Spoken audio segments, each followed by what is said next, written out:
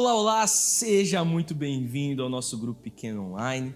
Se você já tem frequentado aqui o Grupo Pequeno, você nos visita pela primeira vez, seja muito bem-vindo. É uma alegria estarmos juntos aqui para esse Grupo Pequeno. Eu quero te dar algumas informações bem importantes. Se você deseja viver igreja com a gente, se você deseja se batizar, se você quer conhecer mais sobre a nossa igreja, eu quero te convidar a fazer o Familiarizando. Familiarizando nada mais é que o nosso curso de membresia, onde você vai compreender acerca daquilo que cremos, somos e fazemos como igreja. Você vai entender um pouco mais acerca do Evangelho, o que é igreja, o que é ser membro de uma igreja, o que é ser membro da Igreja Ondadura e o que é viver igreja através do nosso campus online, a Ondadura Online. Então, ao final aqui do Grupo Pequeno, você pode procurar o anfitrião para ter mais informações, para que você saiba como ingressar e se inscrever no Familiarizando. E também eu quero dar alguns avisos bem importantes acerca da nossa semana, da nossa programação online. Lembrando que todo domingo, às 19 horas, no canal Ondadura no YouTube, nós temos o nosso culto, onde nós, a partir da transmissão do culto global da nossa igreja sede, nós nos reunimos em cada cidade do nosso campus online presencialmente para cultuarmos a Deus juntos. Na segunda-feira, às 21 horas horário de Brasília, no canal do Pastor Lipão, nós temos o estudo bíblico, onde nós então estudamos o texto que foi exposto no culto de domingo. Toda quarta-feira, especialmente para as mulheres, mas também está aberto aí para os homens, nós temos conteúdo novo no canal da Larissa Estrada. Temos aí o Pod Nosso, temos Lari Responde, Devocional, então fiquem atentas, mulheres. Você, homem que acompanha também, toda quarta-feira tem conteúdo novo. E na quinta-feira, 8h30, no canal Ondadura no YouTube, nós temos o nosso tradicional podcast, o Na Mesa, onde nós conversamos acerca de assuntos bíblicos, teológicos, da vida cristã como um todo, que é muito legal e cada semana nós temos um assunto novo aí pra gente conversar e debater. Anotou tudo aí? Então, vamos orar ao Senhor para nós conversarmos acerca do assunto de hoje. Feche os seus olhos. Pai, nós, esse grupo pequeno, hoje um início de tema, onde nós vamos ser muito ministrados a partir de todas essas semanas que vêm pela frente. Não tenho dúvida de que será um tempo muito precioso, de nós compreendermos verdades da Tua Palavra, que nós estejamos com os corações abertos, os nossos ouvidos atentos, sejamos muito edificados. O Senhor traga a nós exortação naquilo que precisa ser exortado, encorajamento naquilo que precisa ser encorajado. Fala conosco, Senhor, usa cada um presente aqui para que sejamos ministrados uns pelos outros, edificados uns pelos outros. Seja um tempo muito especial para cada um de nós. Oramos no nome santo de Jesus. Amém. Amém, meus irmãos. Amém. Vamos então hoje iniciar o nosso tema Não Me Vergonho do Evangelho, parte 3, onde nós então vamos concluir a exposição da carta de Paulo aos Romanos. E o que embasa esse tema é Romanos capítulo 1, verso 16, onde o apóstolo Paulo nos diz o seguinte: pois não me envergonho das boas novas a respeito de Cristo, ou seja, pois não me envergonho do Evangelho, que são o poder de Deus em ação para salvar todos os que creem, primeiro os judeus e também os gentios. A expressão não me envergonho do Evangelho quer dizer que Paulo se gloria no Evangelho e considera a honra mais alta poder proclamá-lo. O apóstolo Paulo está dizendo essas palavras para apresentar a mensagem do Evangelho do judeu carpinteiro que tinha sido crucificado. Ele está apresentando essa mensagem a essa igreja que estava numa cidade onde os judeus não eram nada apreciados pelos romanos. E a crucificação era a forma de execução destinada aos piores criminosos. Então esse é o contexto em que essa mensagem está sendo apresentada por Paulo, onde os cristãos na cidade de Roma estão sendo minados com várias ideologias daquele tempo, algumas heresias e alguns pensamentos que permeavam a cultura de Roma. Na parte 1 do tema Não Vergonha do Evangelho, vimos em Romanos, do capítulo 1 ao capítulo 5, acerca da justiça de Deus para a justificação. Vimos sobre a pecaminosidade universal da humanidade. Na parte 2, do capítulo 6 ao capítulo 11, nós vimos o seguinte: Deus demonstrando sua justiça em relação a judeus e gentios, e também nós vimos acerca da graça que reina através da justiça de Deus. Agora, nós vamos conversar a partir do capítulo 12. Vamos conversar acerca de como Deus deseja que vivamos a partir da sua justiça. O que Deus pede de nós? Qual é o tipo de vida que Ele quer que eu e você vivamos? Quero pedir então para que o anfitrião aqui faça a leitura para nós em Romanos capítulo 12, os versos 1 e 2. Vamos fazer a leitura.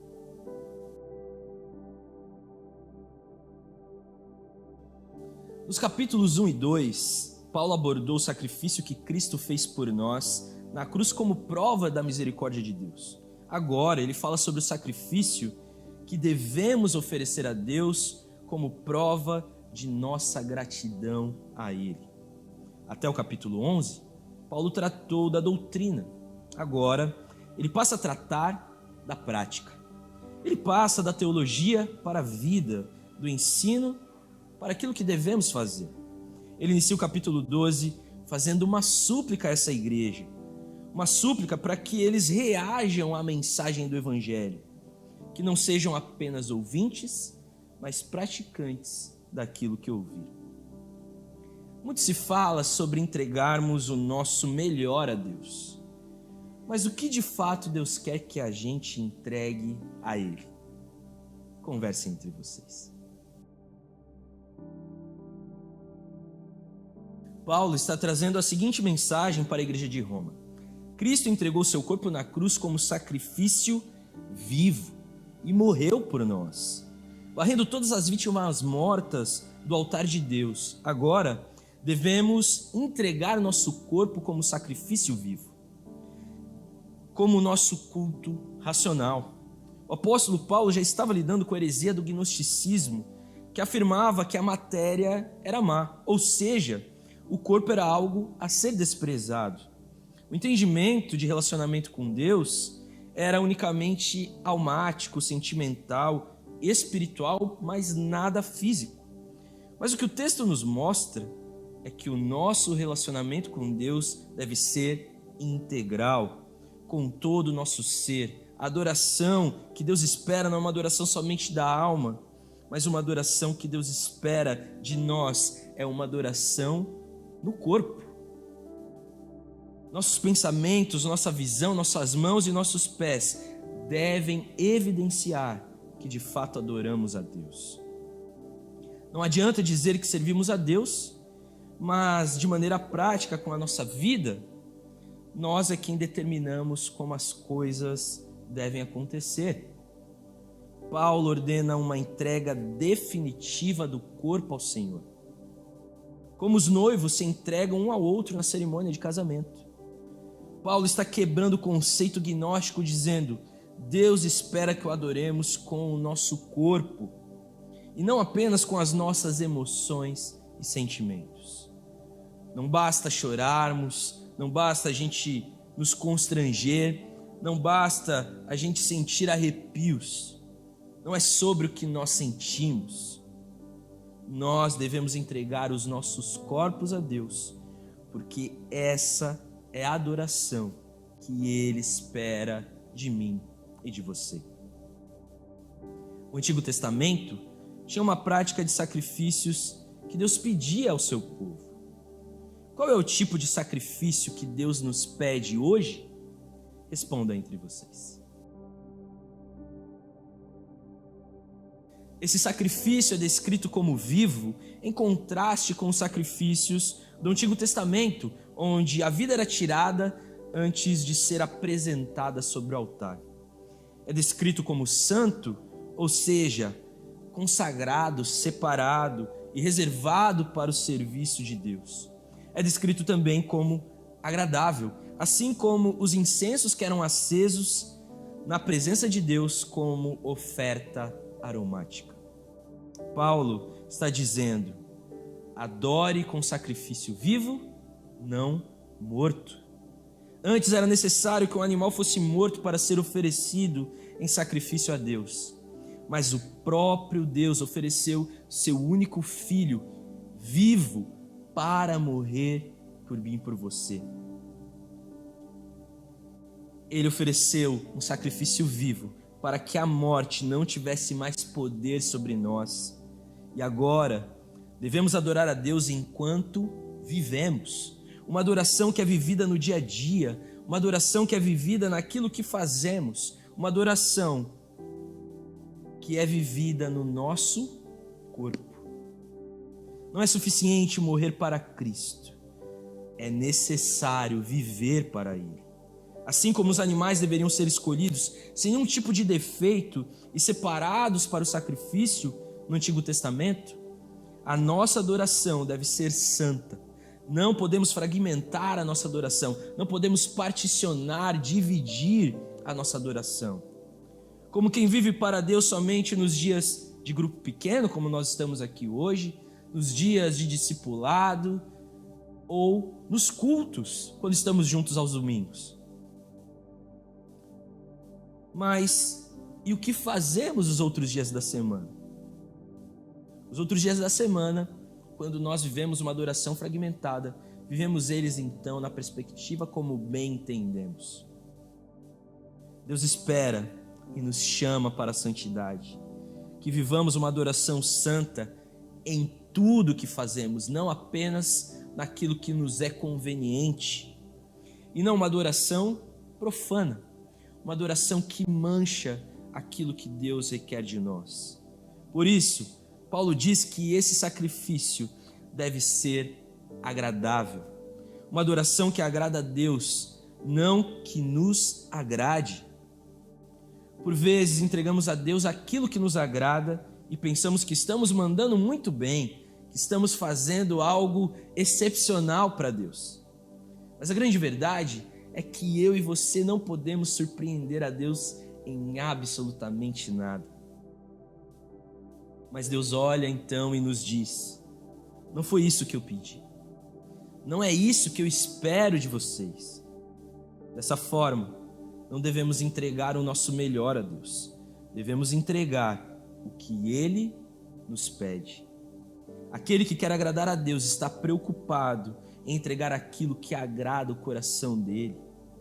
Deus nos pede que o adoremos com um sacrifício vivo, santo e agradável a Ele. Uma pessoa alcançada pelo Evangelho tem a mente e a vida totalmente transformada. Você tem sido transformado por Jesus?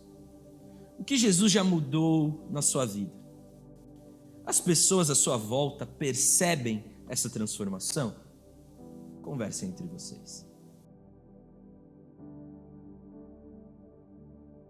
O mundo tem um padrão, e esse padrão é elástico e flácido. O padrão do mundo é o padrão do relativismo moral, das ideologias de gênero, dos valores invertidos. O crente é alguém que não se molda a esse padrão, não se amolda ao esquema do mundo, mas se transforma pela renovação da mente. O padrão do mundo é um esquema que muda todo dia. O errado ontem é certo hoje. O vaiado ontem é aplaudido hoje. O que era vergonhoso ontem, agora é praticado à luz do dia.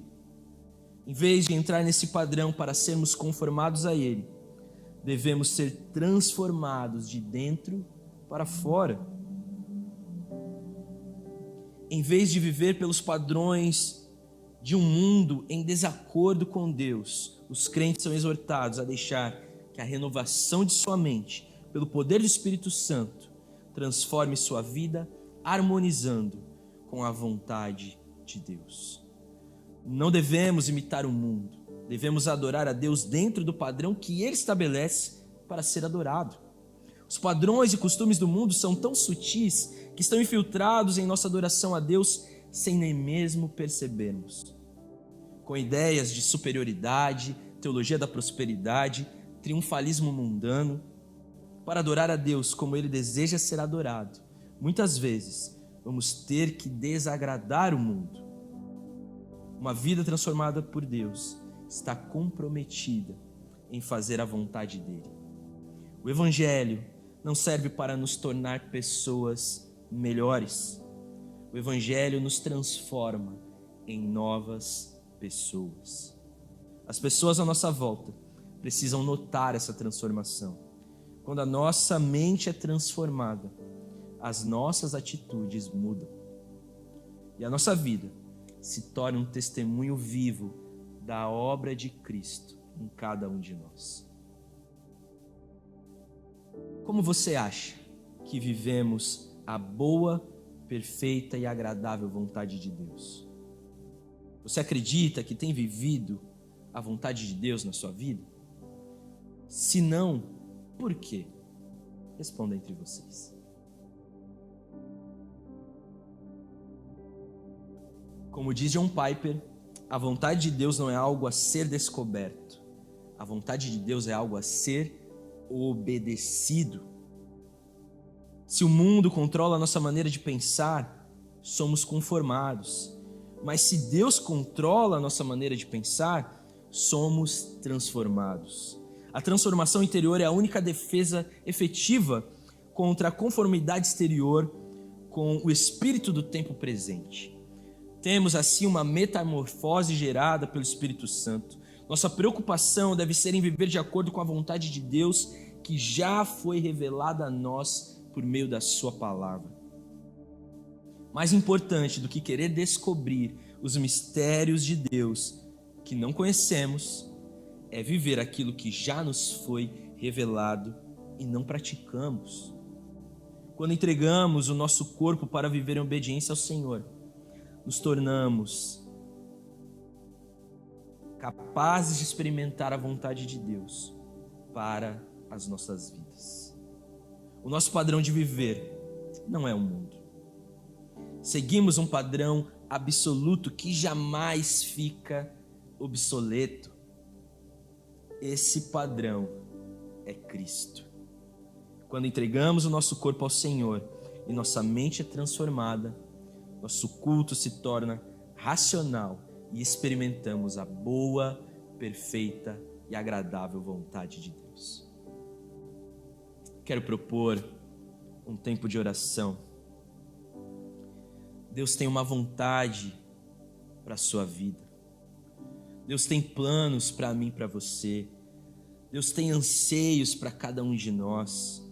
A pior maldição é viver longe conhecendo a Deus e estar satisfeito. Vamos fazer duplas e orar uns pelos outros, para que o Senhor nos ajude a viver a partir do que Ele já nos revelou, a sua boa, perfeita e agradável vontade. E antes de orarmos, eu quero propor um desafio. Quero desafiar você a fazer um post na sua rede social, contando o seu antes e depois, o seu antes e depois de Cristo. Diga quais eram suas principais características antes de ser alcançado pelo Evangelho e o que Jesus transformou em você. Seja criativo e marque o @ondadura no Instagram. Vamos invadir nossas redes sociais com testemunho. Afinal, não nos envergonhamos do Evangelho. Eu já me despeço aqui. Que Deus abençoe vocês. Até semana que vem.